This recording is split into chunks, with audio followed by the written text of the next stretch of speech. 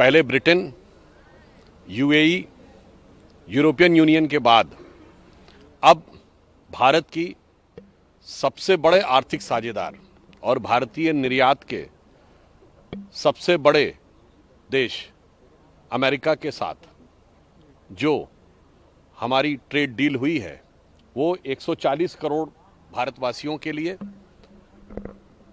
अनेक संभावनाओं के द्वार खोलने वाली एक बहुत सकारात्मक पहल है, जो प्रधानमंत्री श्री नरेंद्र मोदी जी की दूरदर्शिता, परिपक्वता और अमेरिकी राष्ट्रपति डोनाल्ड ट्रंप जी के साथ उनके व्यक्तिगत निकटता के आधार के ऊपर सभी भारतीयों के लिए एक नए स्वरूप में आगे बढ़ रही है।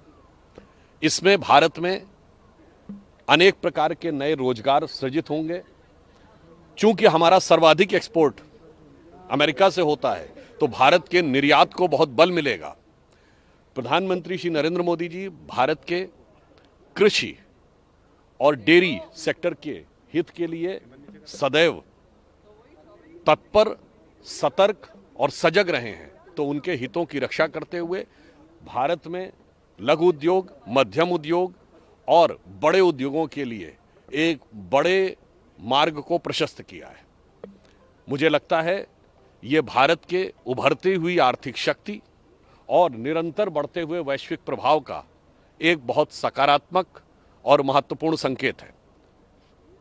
मुझे इस बात के ऊपर बहुत आश्चर्य होता है जब विपक्ष के नेता ये कहते हैं कि टैरिफ का अनाउंसमेंट वहां से क्यों हुआ। मुझे लगता है कि जो लोग अपने को विपक्ष का नेता बोलते हैं, जो ये ख्वाब सजोए बैठे हैं कि वो देश का नेतृत्व कर सकते हैं, उन्हें ये भी नहीं पता है कि टैरिफ दूसरे देश द्वारा लगाया गया कर है, तो इसकी घोषणा वही करेगा।